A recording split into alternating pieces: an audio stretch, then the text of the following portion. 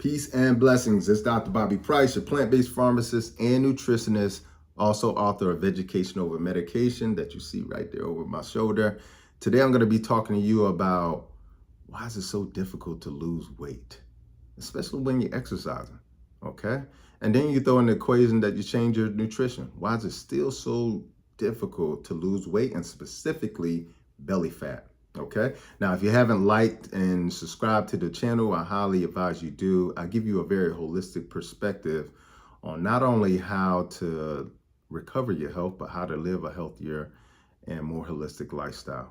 All right. So let's jump into it. Now, this time of the year, I have people always asking me, as we're transitioning from the winter to the spring and then spring to the summer, like, how do I lose this belly fat that I gained during the winter? Or how do I lose this extra 20 pounds that I picked up during the pandemic? And so I thought it would be a good topic for us to jump into, because the way that weight loss is taught or burning fat is taught it doesn't work. I started off in undergrad as an exercise physiologist, and I would see trainers in the gym, hammering away at their clients on the treadmills with the weights. And you would see these people get fitter, but they never lost the fat. And so what I'm going to explain to you why losing specifically belly fat especially is so difficult today. All right. Again, if you haven't liked and subscribed, I highly advise you do. I show you how to live a healthier lifestyle, how to heal naturally, and use Mother Nature to do that in a very easy way. Okay. So the first thing I want to start off with today is that primarily how they tell you how to lose weight is through the calorie. It's always centered around the calorie. But the truth of the matter is all calories aren't created equal.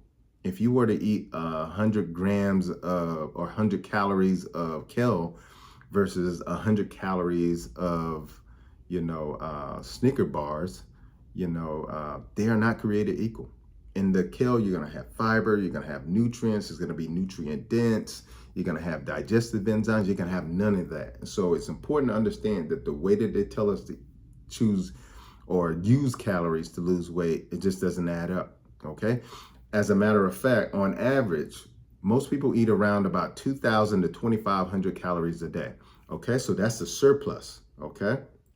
You have a surplus. Once you bring this in, you have to go into what is known as a calorie deficit in order to lose weight, all right? So on average, most people eat between 2,000 and 2,500 calories a day, okay? Now, 1 pound of fat is 3,500 calories, okay? 1 pound of fat is 3,500 calories. Now, I told you, on average, most people are eating 2,500 calories, okay? So you got to go into a deficit using this traditional way of thinking of losing weight. So if you ate 2,500, and then 1 pound is 3,500, that's definitely not going to get you there. So then most people say, well, I need to work out, I need to exercise, because this is when you move, you're burning calories, right? But let me give you a little insight on that, so then you can understand also how that doesn't add up either, okay? On average, let's say you go into the weight room and you're using weights to lift weights. On average, most people burn between 150 and 300 calories, okay, in a 30 minute to an hour workout, okay? That's it, 150 to 300 calories. Now, let's say, for instance, you're one of my yogis and you go do hot yoga, because hot yoga is really gonna burn some calories. You're gonna be doing yoga in a hot environment too. But on average, men burn about 460 calories, and women burn about 330. That's it. Okay, let's say one of the most extreme workouts you can do, like everybody hates leg day, okay? But on average, when you do leg day, most people burn between 350 calories and 700 calories. That's it, all right? And let's say, for instance, now let's take it to a whole nother level. Let's say you ran a marathon, all right? If you ran a marathon, most people would think, man, if I'm running a marathon, that's 26 miles. And let's say you do it in a nice time, like 5 to 6 hours, maybe, all right? You would burn 2,500 calories. So you would essentially break even with the 2,500 calories that you ate, which means that you will be neutral, which means that you will not be in a deficit, which means that you will not lose weight, according to that thinking. Okay, so it's important to know that although exercise is very important, exercise alone is not going to get you there. So then people say, well, 80% of fitness is nutrition. That's one of the sayings that I learned in the fitness arena. And it is true. Like when you add fitness along with your exercise regimen, it adds a tremendous amount of value, because now it not only increases your ability to burn fat, especially if you're eating a whole foods plant-based diet that's alkaline. You're going to be having a lot of fiber in you, which is going to be cleaning out of your gut. So you're going to be losing weight just simply by having that fiber cleaning out of your gut and making you more regular. You're going to have a tremendous amount of nutrients going into your body, which is also going to increase your ability to burn fat. But even that isn't enough in many cases. Because I know that because I work with a lot of people who have gone plant-based, who've been vegetarian for 20 years, who've been alkaline. And although they feel really healthy, they still don't burn the fat. Okay. And so after learning that, and they come to me and they're like, well, I'm eating really healthy, I exercise, and it seems like I still can't get rid of this very resistant belly fat or the fat under my arms or in my thighs or on my buttocks. I'm trying to figure out, how do I get rid of this fat? And why is it that I've done what they said? I exercise, I eat right, and I still am not really, I just can't get rid of this belly fat. And so that's what I want to go into today. Most people don't understand that there's different types of fats. Okay, so you have subcutaneous fat, and this is the fat that's right beneath the skin. Okay, right beneath the skin. So that's the fat that if you pinch it, it will come. Like that's your subcutaneous fat. All right. But there's another type of fat that is even more dangerous, and it's called visceral fat. The visceral fat is the fat that you have in this area, okay? And this is the type of fat that is the most dangerous, that we typically call belly fat, okay? It's not only the most dangerous, but it's the most difficult to get rid of, okay? And I'm gonna explain why it's so difficult to get rid of in a second, okay? Because you've seen people who work out in the gym, their arms get nice, their legs get nice, and the belly just stays, okay? So I'm gonna talk about that in just a second. And the reason why that fat is so difficult is because that fat is different. That fat is secreting large amounts of toxicity out in the body on a daily basis. That fat is increasing your blood pressure. That fat is increasing inflammation all over your body. And that fat is increasing your blood sugar and your insulin. Insulin is a fat storage hormone, okay? It tells the body to store store fat, okay? So the more insulin you produce, okay, as a result of eating the type of foods, that produce visceral or belly fats, the more it will tell the body to store fat, okay? So you do not want to tell the body to store fat. So we're gonna talk about why nutrition is one of the things that is part of that prescription to burning fat and increasing muscle, okay? The other thing that's very important is that when you eat a standard American diet, which is 60 to 70% toxicity, because those are processed refined foods, okay? That means that you're gonna put all those chemicals, when you turn it on the label and you see it and it sounds like chemistry, over 60% of the ingredients sound like chemistry and very little sound like whole foods. That is what is increasing the toxicity in your body, okay? The things that you put on your skin, the hygienic and cosmetic products that you put on your skin, that toxicity coming to the body, that toxicity loves fat, okay? It loves fat, okay? And because it's fat loving or fat soluble, meaning it dissolves in fat, is going to be attracted to it. So when it comes into the body, it's going to hide out into the fat. And that's a good thing, because that toxicity is very, very acidic. And if it were in the blood or streaming through the organs, it will cause a lot of damage. And so the body in its ingenuity says, let's put it in the fat, it'll be safe here, okay? Now that's only to a certain level, once it gets past a certain level, now you start to see disease, form in the body. But it's important to know and understand toxicity If you eat the standard American diet, you love sugar, salt, crunchy things, fried things, just standard American foods in a box, bag, can, jar. This is toxicity coming in your body. It's going to go into your fat, and it's going to tell your body to not burn fat, because when you burn the fat, it's going to release the toxins. And that's what your body does not want to do. The other really dangerous thing about this type of fat is it creates an enzyme called aromatase that increases the estrogen in the body. And this is an issue not only for women, but for men too. Okay, so when you eat these processed toxic foods, it's going to increase the fat in your body, thereby the fat adipose tissue, which is a living organ now, is creating aromatase, which is creating more estrogen. Eventually, it will create this condition known as estrogen dominance, a lot of estrogen in the body. And for men, that will lead to man boobs, okay? It will also lead to hair loss. It will also lead to low testosterone levels, which leads to impotence or erectile dysfunction. In women, that's going to lead to PCOS, which is polycystic ovarian syndrome. It can lead to fibroids. It can lead to breast cancer. Okay, it can lead to a very painful menstrual cycle, a heavy menstrual cycle, a longer menstrual cycle.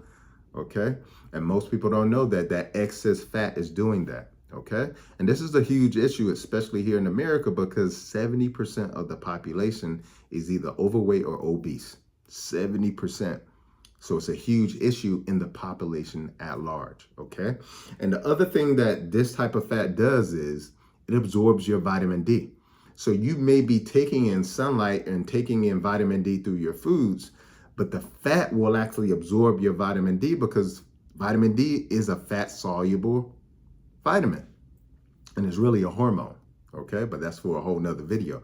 But look, it will absorb that hormone because it's fat-soluble. It loves fat, okay? So now your vitamin D levels are low, and we've known through the studies, according to these studies that have been produced during the pandemic, that when people have a vitamin D level below 50, it increases their risk for severe infection immensely, okay? Not only their risk for infection with things like, what we're experiencing during this pandemic, trying to skip over these words, but it also increases your ability to get infected from any and all infections.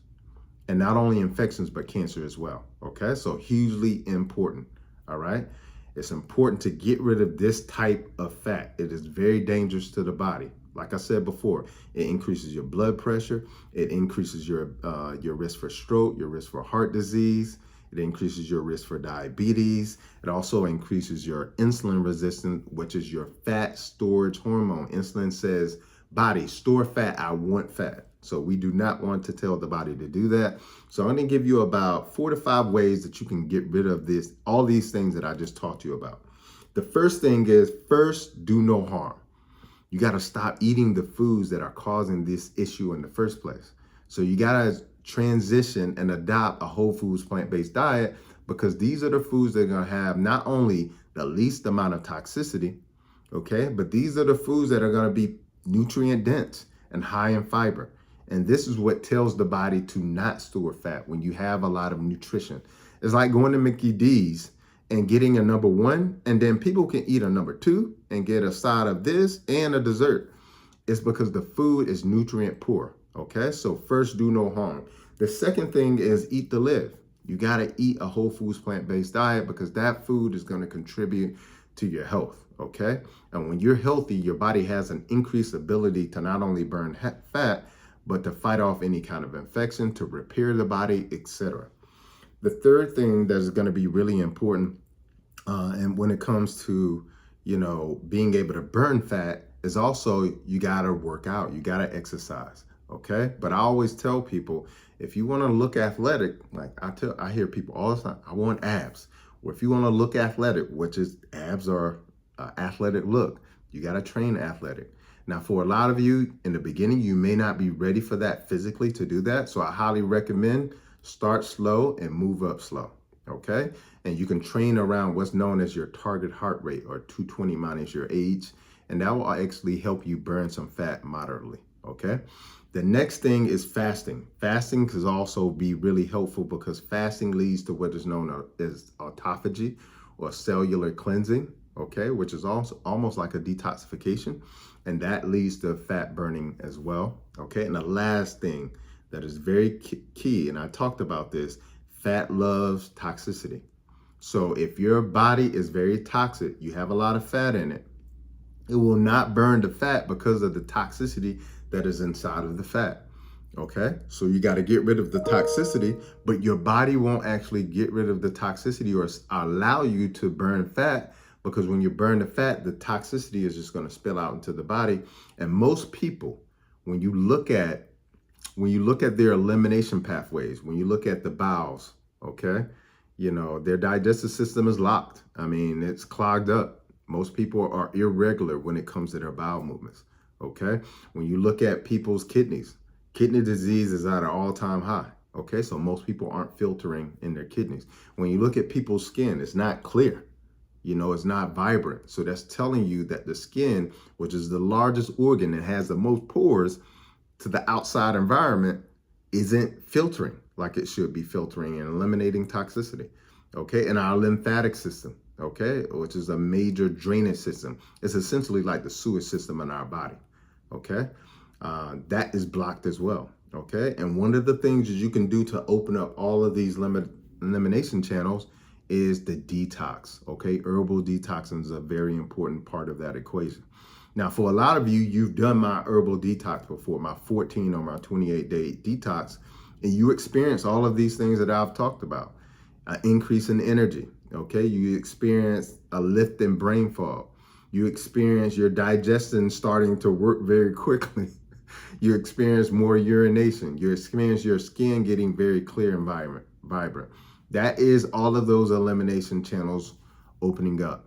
You know, I do a group detox every 3 to 4 months, and I get to see firsthand what people are experiencing, whether they're coming to me with a chronic condition, or whether they're coming to me because they feel sluggish, whether they're coming to me because they're vegan and they're plant-based and they've been that way for several years and they still haven't lost weight. They always experience the results. And if you look up a study by the EWG, which is the Environmental Work Group, they saw that when you took fat biopsies from, you know, the buttocks or other areas of the body, they saw over 190 toxins in people's body. And when they took a sample from babies out of the placenta of mothers, they discovered that these babies had over 200 toxins in their bodies. So toxicity is a huge issue in our world today. Okay, so those are the 5 ways that you can get your body triggered into not only wanting to burn fat, okay, but being almost efficient at burning fat, because as you lower the fat count in your body and you increase your exercise, you build muscle. Muscle can burn more fat. Muscle burns fat, okay? It's a fat burning machine, okay? And when you herbal detox, it actually helps to shift all of that toxicity out of the body that is in fat, which triggers the body to say it's okay to burn the fat, okay? I hope this has been helpful. I hope this has been sort of an eye-opening experience for you. And if you've done the detox, done my detox, and sort of experienced a lot of the things that I've talked about today, put it below in the comments. I love to hear people's experience when they're doing my detox. If you've, you know, enjoyed the information that I've shared with you today, please share it with somebody else. I'm always trying to educate people and show people a different perspective on things. And hopefully this will give you sort of the tools you need to help you get on that beach and get in that bathing suit the way that you want to get into it, okay? Until the next time, peace and blessings, like and subscribe, and I'll see you in the next video.